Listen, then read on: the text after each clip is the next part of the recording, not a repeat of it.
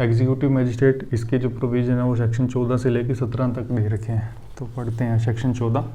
Executive magistrate in every district the state government may appoint as many person as it thinks fit to be executive magistrate and shall appoint one of them to be a district magistrate. मतलब ये subsection 1 बोल रहा है कि state government जो है as many, जितने भी उसको अच्छे लगे, ठीक है, जितने भी उसको फिट लगे कि इतने अपने को एग्जीक्यूटिव मजिस्ट्रेट अपॉइंट करने चाहिए, उतने एग्जीक्यूटिव मजिस्ट्रेट अपॉइंट करेगी, ठीक है, और उनमें से किसी एक को डिस्ट्रिक्ट मजिस्ट्रेट बना देगी। Subsection 2 the state government may appoint any executive magistrate to be an additional district magistrate and such magistrate shall have such of power of district magistrate under this Sanhita or under any other law for time being in force as may be directed by state government। और जो state government ये बना रही है ना executive magistrate, इनमें से एक को तो डीएम बना देगी और किसी एक को एडिशनल डिस्ट्रिक्ट मजिस्ट्रेट बना देगी, ठीक है, और इसके एडिशनल डिस्ट्रिक्ट मजिस्ट्रेट के पास भी डीएम जितनी ही पावर होगी लगभग, ठीक है। वो स्टेट गवर्नमेंट डिसाइड करेगी कि अपने को एडीएम को इसकी जितनी पावर देनी है या इससे कम पावर देनी है। Subsection 3 whenever in consequence of office of a district magistrate become vacant any officer succeeded temporarily to executive administration of the district such officer shall pending order of the state government exercise all the power and perform all the duties respectively conferred and imposed by this Samhita on district magistrate। अब ये ऐसे बोल रहा है subsection 3 कि जब district magistrate का जो सीट है ये वेकेंट है, मतलब किसी भी रीज़न से वेकेंट है, कोई पुराना वाला रिज़ाइन दे के चला गया, उसको निकाल दिया, किसी भी रीज़न से सीट वेकेंट है, ठीक है, तो किसी भी एग्जीक्यूटिव मजिस्ट्रेट को इसकी सीट के ऊपर बिठा देंगे इसके काम करने के लिए।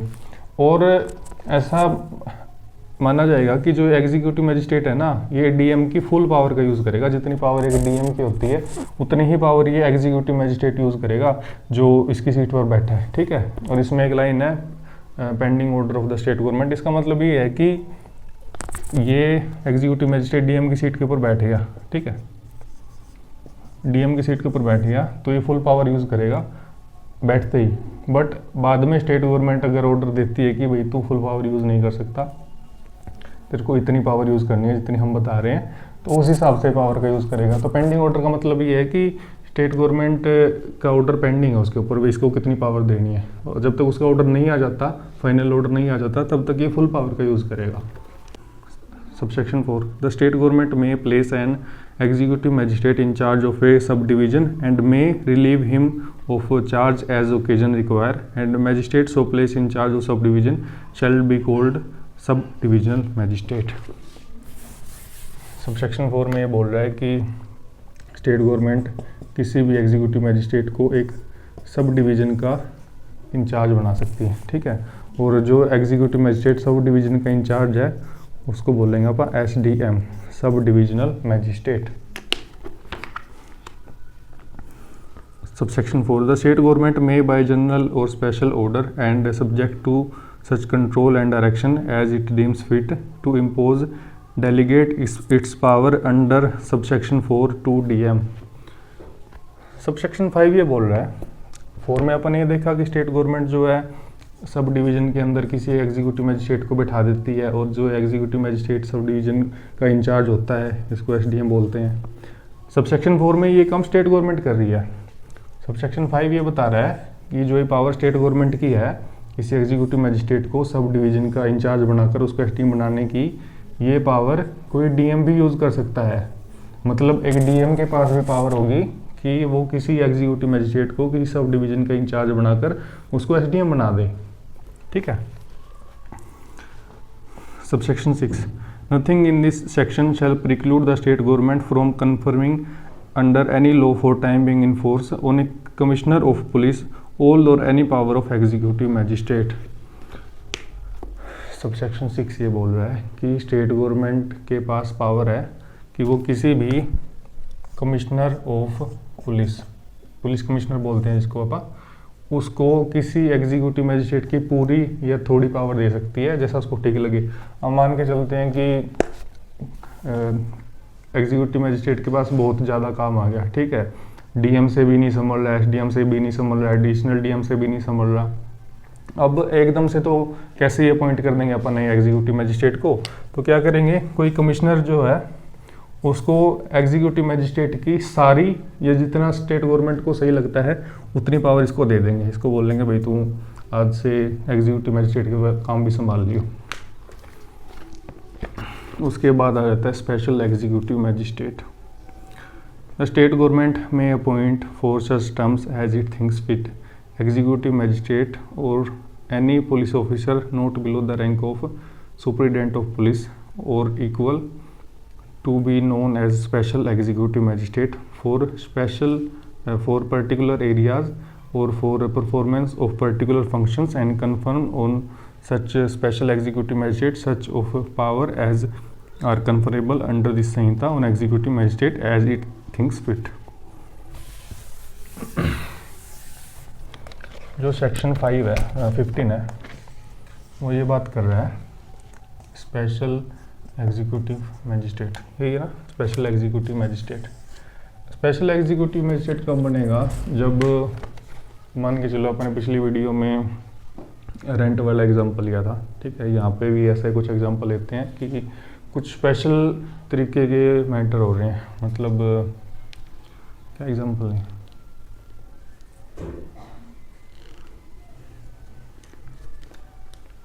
यहाँ पे एग्जांपल लेते हैं डीएम का क्या काम हो गया। एकदम से बहुत सारा चावल आ गया, ठीक है, बहुत सारा राइस का प्रोडक्शन कर लिया किसानों ने। अब उसके प्रोडक्शन को मैनेज करना, मतलब उसको स्टोर करना या उसमें जो भी काम होते हैं उसको देखने में दिक्कत आ रही है, ठीक है। तो गवर्नमेंट को लगता है कि एसडीएम को, डीएम को, एडिशनल डीएम को या फिर जो अपने कमिश्नर बनाए थे इनको अपना काम करने दो, ठीक है। अपन राइस वाले मैटर के लिए एक स्पेशल एग्जीक्यूटिव मजिस्ट्रेट बिठा देते हैं कि राइस से जुड़े जितने भी मैटर होंगे वो एक स्पेशल एग्जीक्यूटिव मजिस्ट्रेट संभालेगा, ठीक है। तो स्टेट गवर्नमेंट क्या करेगी, किसी भी एग्जीक्यूटिव मजिस्ट्रेट को या कोई भी पर्सन जो पुलिस के अंदर है और वो क्या रैंक है उसकी, सुपरिटेंडेंट ऑफ पुलिस के बराबर या इससे बड़ी रैंक रखता है, ठीक है। किसी एग्जीक्यूटिव मजिस्ट्रेट को या कोई भी पुलिस का ऑफिसर जो सुपरिटेंडेंट ऑफ पुलिस है या फिर उससे बड़ी रैंक का है, उसको एग्जीक्यूटिव मजिस्ट्रेट की पावर दे देगी कि तुम ये काम संभालो, मतलब एक पर्टिकुलर काम जो ये राइस वाला काम है, ठीक है। भाई राइस का प्रोडक्शन ज़्यादा हो गया है, इसको स्टोर करने में, आगे डिस्ट्रीब्यूट करने में, अगर विदेशों में बेचना है तो उस काम में दिक्कत हो रही है, तो आप ये काम संभाल लो। उसके बाद आ जाता है local jurisdiction of executive magistrate. Subject to the control of state government, the district magistrate may from time to time define the local limit of area within which the executive magistrate may exercise all or any of power with which they may be invested under this Sanhita. इसमें ऐसा बोला है कि जो state government होगी, general control तो होगा इसका, पर जो एग्जीक्यूटिव मजिस्ट्रेट को काम कौन देगा, डिस्ट्रिक्ट मजिस्ट्रेट, मतलब जनरल कंट्रोल स्टेट गवर्नमेंट का और काम डीएम देगा इनको, ठीक है। Subsection 2, except as otherwise provided by such definitions the jurisdiction and power of every magistrate shall extend throughout the district। ये स्टेट है, इसमें डिस्ट्रिक्ट है बहुत सारी, A B C D E F G H, ठीक है। अगर यहाँ पे कोई एग्जीक्यूटिव मजिस्ट्रेट अपॉइंट किया है डिस्ट्रिक्ट ए के अंदर, तो जनरल सी बात यह है कि वो पूरी डिस्ट्रिक्ट के अंदर ही अपनी पावर यूज़ करेगा। अगर डी डिस्ट्रिक्ट के अंदर कोई एग्जीक्यूटिव मजिस्ट्रेट बिठाया है तो पूरी डी डिस्ट्रिक्ट के अंदर अपनी पावर यूज़ करेगा। एक्सेप्ट एज अदरवाइज का मतलब ये है कि अगर उसकी पावर को चेंज ना कर दिया गया हो, ठीक है। चेंज कौन करेगा, ये ऊपर वाले सेक्शन में अपन ने देखा कि डिस्ट्रिक्ट मजिस्ट्रेट करेगा। फिर आगे subordination of executive magistrate. All executive magistrate shall be subordinate to district magistrate. मतलब कि जितने भी एग्जीक्यूटिव मैजिस्ट्रेट हैं वो डिस्ट्रिक्ट मैजिस्ट्रेट के सबॉर्डिनेट होंगे, ठीक है। And every executive magistrate other than the SDM exercising power in subdivision shall also subordinate to subdivisional magistrate subject to general control of district magistrate। अब इसमें ये बात बोल रहा है कि ये स्टेट है, ये डिस्ट्रिक्ट है, ठीक है, A B C D, ठीक है। अब इस डिस्ट्रिक्ट को भी 4 सब डिवीजन में बांट देते हैं। तो एक बात यह है कि इसके पूरी डिस्ट्रिक्ट के ऊपर कंट्रोल तो है डिस्ट्रिक्ट मैजिस्ट्रेट का, और इन जो सब डिस्ट्रिक्ट है इसको बोल देते हैं A1 A2 A3 A4, ठीक है। तो पूरी एक डिस्ट्रिक्ट के लिए तो एक डिस्ट्रिक्ट मैजिस्ट्रेट है, और इन सब डिवीजन के लिए 4 अलग अलग SDM है, ठीक है। और इनको भी अगर फर्दर भागों में बांट देते हैं, ठीक है, तो उनमें कोई ना कोई एग्जीक्यूटिव मैजिस्ट्रेट बैठा होगा।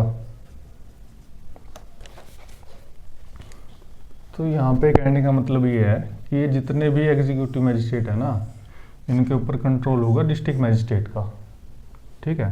बट अगर ये वाली सब डिवीज़न है, इसके अंदर जितने भी मैजिस्ट्रेट बैठे हैं इसके ऊपर ये इसके सबॉर्डिनेट होंगे, बट जनरल कंट्रोल तो DM का ही रहेगा अल्टीमेटली, क्योंकि DM ही पूरी डिस्ट्रिक्ट का मालिक है। आई बात समझ में? The district magistrate may from time to time make rules or give special order consist with this Sanhita as to distribution and allocation of business among executive magistrates subordinate to him। अब इसमें बोलिए कि जितने भी एग्जीक्यूटिव मैजिस्ट्रेट है यहाँ पे जितने भी एग्जीक्यूटिव मैजिस्ट्रेट है सबको काम कौन देगा? District magistrate. बस इतनी सी बात है। लाइक करें, सब्सक्राइब करें, शेयर करें और देखते रहें तारक मेहता का उल्टा चश्मा।